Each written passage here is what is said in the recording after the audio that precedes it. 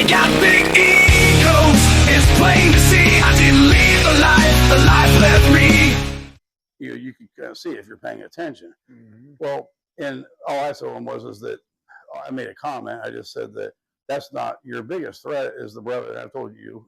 It's the guy standing next to you that you've known for 15 years who ain't a Fed, that got popped and cut a deal and didn't tell you. That's the guy that's dangerous, because if you know your chapter, if you know your brothers, and most chapters, I mean, we get up to like around 20, and we'd have to start looking at another, splitting that chapter off, because everything takes longer. Church takes 3 hours, everything takes longer, and you have an opportunity there to split that down. To me, ideally, about a dozen was a good number, dozen to 15 on a chapter. But if you get too many more, now like I said, then everything just takes forever. If you don't know those 11 to 1,300 guys and who their life enough to know they're not, a fellow employee or even working for them, then you're not doing your homework. Then you don't know your brother. You've never been to their house. You don't know. You don't ask the questions about where they work, what they do. You don't evaluate that to the lifestyle they live. And he said in a lot of cases, which he's right, they'll somehow come in with lots of money and being that guy, the party guy, and the whatever, and throwing around, and the guy the likable person, but they don't have a probate. They buy their way in and stuff. I said, that's all about both of you getting to know each other. Decide if not only do you want to be in a club, but do they want you? That's right. That's right. But when it came to Tattoo Face and me and you and the few that I trust that would even do something, I said, it's not worth that political hassle in the argument, Besides, we all have to be the boss, and then and you can't have any rules, but then you have no structure. We have no bosses, no rules, and we tried that. I wanted to ride with on Sundays, and we did it once. When he called and we were all going to do it, and we did it once with the Webster, and I said, and then the next week I think it was Easter or something, and then it never happened again. Yeah. Because unless you have to, but I talk myself out of anything. I do it all the time. But it's also, one of us went to a club, right? I mean, so he stays busy with his club. But if you ever get a damn motorcycle again, then we could all ride. That's right. They keep talking. You can't just sit there on live television. Get some, you get some live commercials like they used to back Ajax or some shit. Yeah, brought to you by Busch Light. It is pretty wild that it has gone full circle. Television went getting away from live to basically going back to shows that are live, Yeah. Which is interesting. Oh, there's Megan. Sorry, I had to burn some incense off camera there, Not allowed to took the tobacco on the, Yeah, I'm wondering, there you go, Tony. It's supposed to be about brotherhood, not what you make. Well, unfortunately, we've discussed that a lot. It seems, and I'm not going to speak for all clubs. I'm not trying to offend all or any club, but I know enough. I mean, between the two of us, we know from the top leadership positions down 4 of the top clubs. I mean, really top. I don't know what AV would be in that mix. Really, in the Midwest, they are. But I mean, even nationally, the other ones internationally, there's 3 right there. They're 3 of the top 7. And it just seems that they are overrun with people that benefit themselves. They're in it for, thank you, Megan. And from the perspective of the one that I was in last, and I know you don't know the whole story or anything, and it doesn't matter, but what you have is some people that are in it for themselves, who are narcissistic and get their hands in the cookie jar, and have been caught with their hands in the cookie jar, and have been then reelected. It's like the body just reelects these guys, and I don't get it. Yeah. I don't. Yeah. I don't want to be part of anything like that. You know, I spend my money on, and it's been in every. I don't know every club, but every club I know has faced that.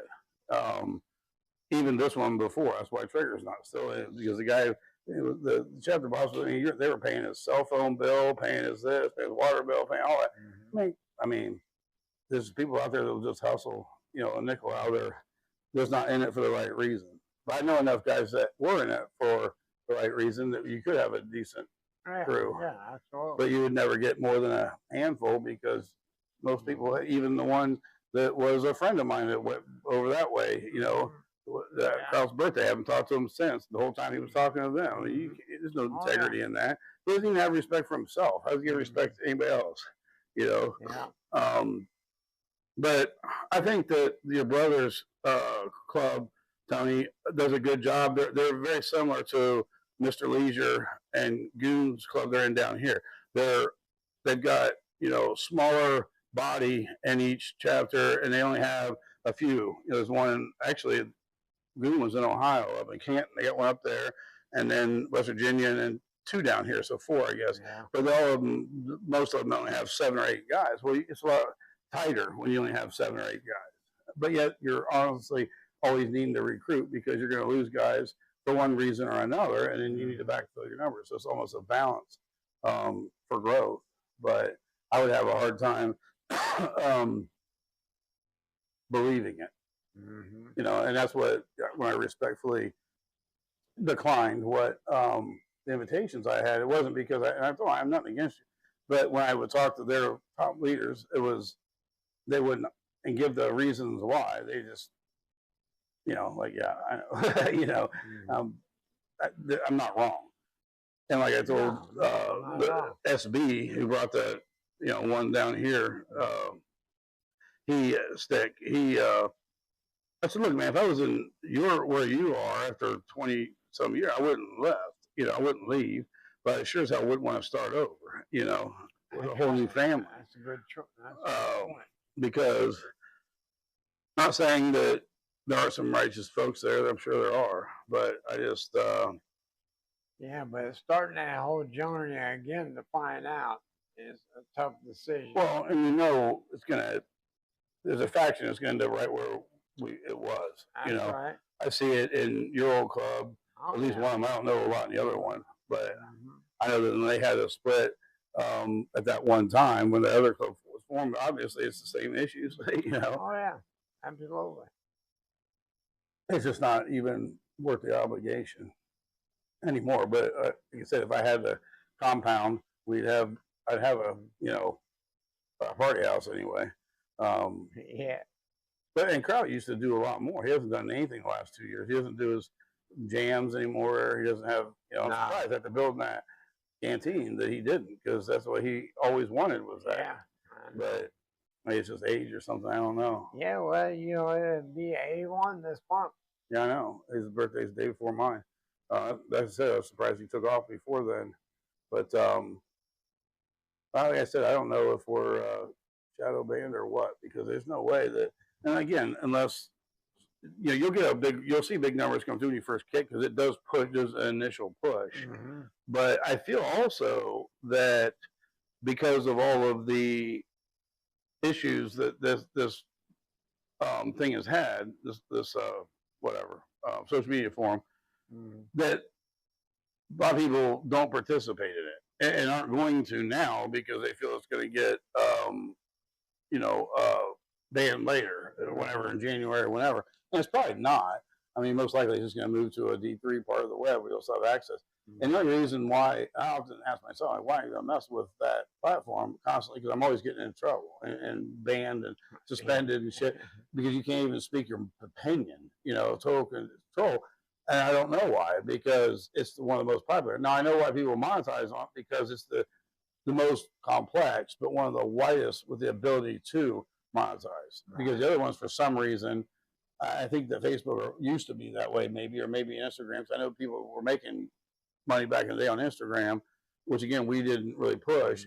I just didn't realize that maybe it's all one now because Meta, but that's 60,000 hours in 60 days and then 600,000 total or something. I'm like, That would take forever. It's like they put it out of reach for almost everybody. Yeah, but you know the other thing about you, brother, you're a jet guy that went to high school in the '80s, so you spent most of your time down at the principal's office.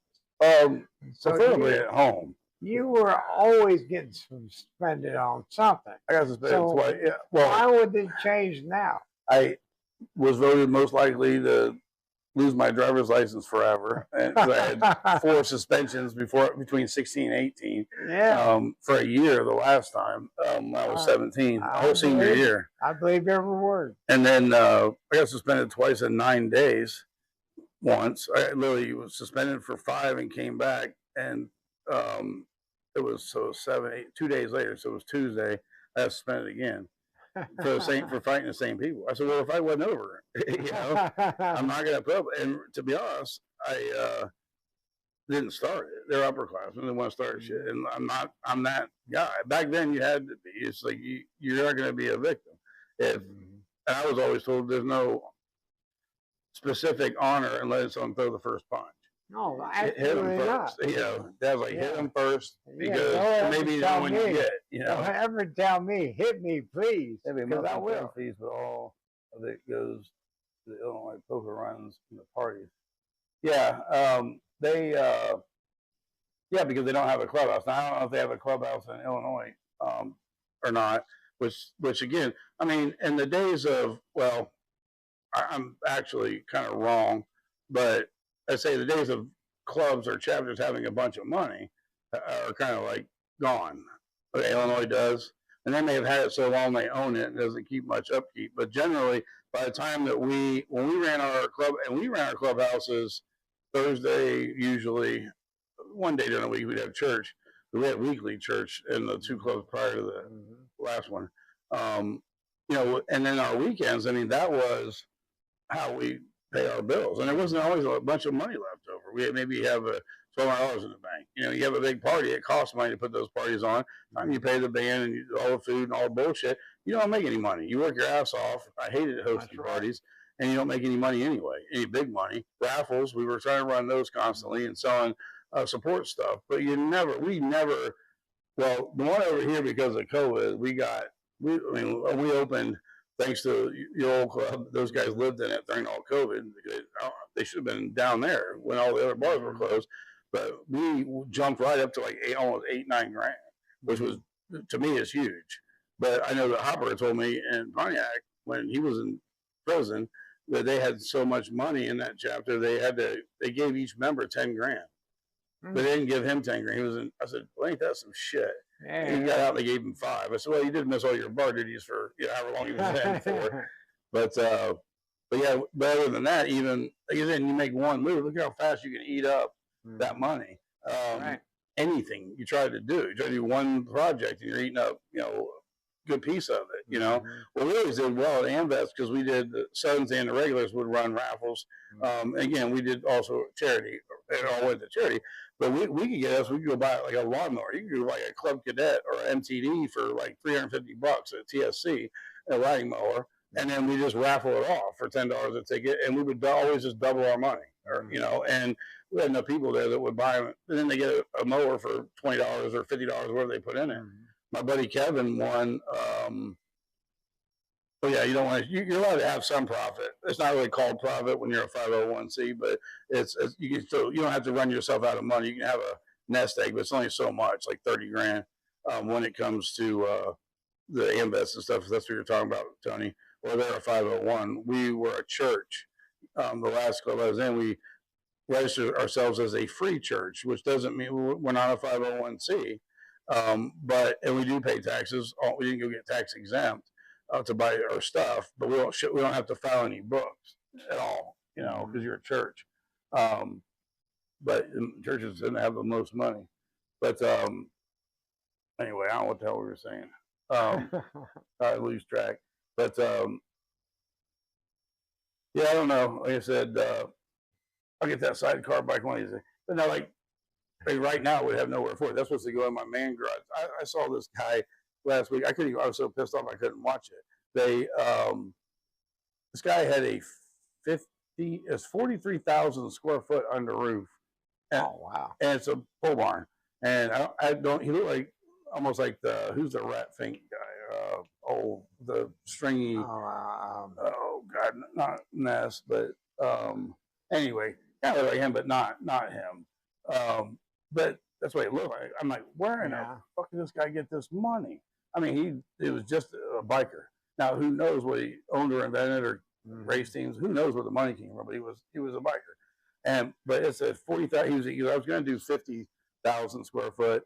He goes, but then I realized I have the mezzanine space. So he built one side of it, had mezzanine running down about half. So there's like 53,000 square foot under roof. He had a casino built into the mezzanine part of it. Wow. But then he was on a streetscape down like I wanted to do inside on both sides, where you had not facade so much, but they were actually a hardware. That's what I wanted to do, a hardware, the hibachi kit, have friends over and go in there, and it's all like a streetscape. And it was still under construction. I got so pissed I couldn't even watch it. I'm like, this is, hey, there you are. So, all right, well, I have to edit all this shit out before I post it to the podcast. But good to at least try, brother, and we'll get it worked out. And maybe you can jump on. I'm probably not going to do the big studio setup more than just like once a week. I just got to find the right night to do it where there's more people. But I still have to do 2 1-hour sessions by myself, which then I can also bring people on as well. Because I have to do 4 hours a week to meet the requirement of the agency that represents me. So, but anyway, we're out of here. Talk to you mañana. Later. Keep it real. In the club life you get one shot to prove that you're a man. One shot to be the best you can. One shot to show that you are real. One shot and there ain't no appeal. One shot to show you're superior. You get one shot to be a warrior. They got big egos, it's plain to see. I didn't leave the life left me. They got big egos, it's plain to see. I didn't leave the life left me.